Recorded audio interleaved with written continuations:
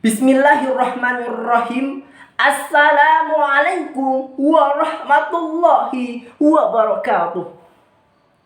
Bismillah, alhamdulillah, wassalatu wassalamu ala rasulillah wa ala alihi wa sahbihi wa mawalah. La haula wa la quwata illa billah, amma ba'du. Yang saya hormati Dewan Hakim sang pemegang pena kejujuran yang arif dan bijaksana. Dan yang saya hormati pula para pemirsa dan para hadirin dimanapun Anda berada. Jalan-jalan ke Surabaya, di pertengahannya ketemu si Galang. Perkenalkan, nama saya Rasya, perwakilan dai milenial dari UIN Maliki Malang.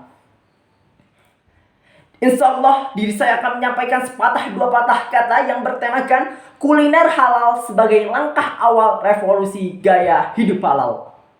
Wahai saudara-saudaraku, berbicara tentang halal dan haram. Halal dan haram adalah salah satu aspek penting dalam agama Islam. Halal dan haram juga adalah salah satu separuh urusan agama yang menjadi pandangan bagi umat Islam, termasuk makanan dan minuman itu tersebut.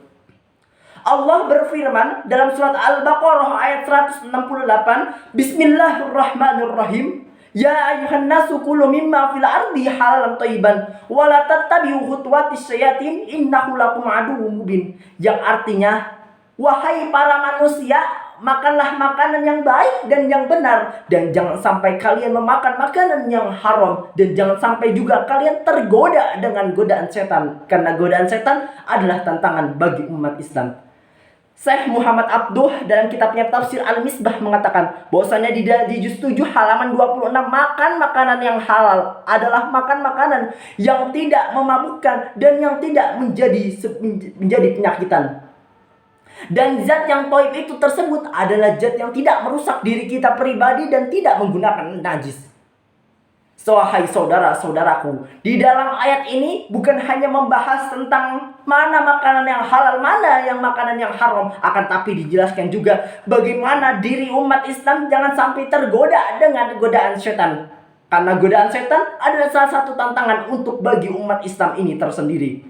Wahai saudaraku, jika kita melihat ke belakang, membuka sejarah terlebih dahulu di masa yang kelam, Abul Bashar, yaitu Nabi Adam dan Hawa, di mana digoda oleh seorang setan, ia dijalankan dengan kakinya untuk menemui atau untuk mempertemukan buah larangan, sehingga ia memakan itu tersebut dan ia dikeluarkan oleh Allah dari surganya itu tersebut.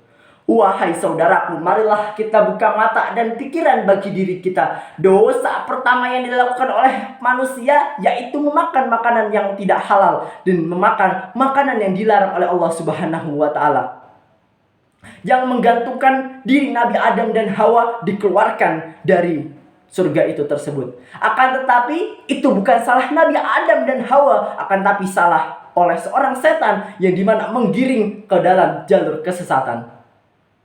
Di era saat ini timbullah sebuah pertanyaan, dan timbullah sebuah pertanyaan yang mengandung sebuah makanan yang halal dan makan makanan yang haram. Wahai saudaraku, pertanyaannya bahwasannya bagaimana cara kita memilah dan memilih mana makanan yang halal dan mana yang makan makanan yang haram, serta mana makan makanan yang thayyib itu tersebut. Profesor Quraisy Shihab membahas di dalam kitab Tafsir Al-Misbah bahwasannya tidak termasuk makan makanan yang dimana itu tersebut yang berawal dari thayyib otomatis menjadi halal, dan tidak termasuk makan makanan itu tersebut yang berawal dari halal otomatis menjadi thayyib.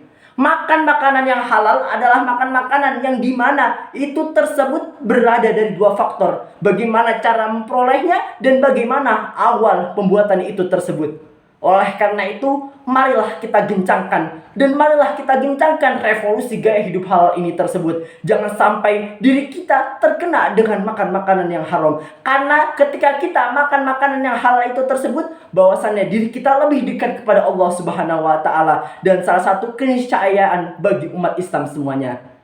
Jika ada jarum yang patah, jangan disimpan di dalam laci. Kalau ada kata-kata yang salah, jangan dilaporkan ke polisi, karena saya sedang mencari istri. Wallahu muwaffiq ila aqwamit thoriq. Wassalamualaikum warahmatullahi wabarakatuh.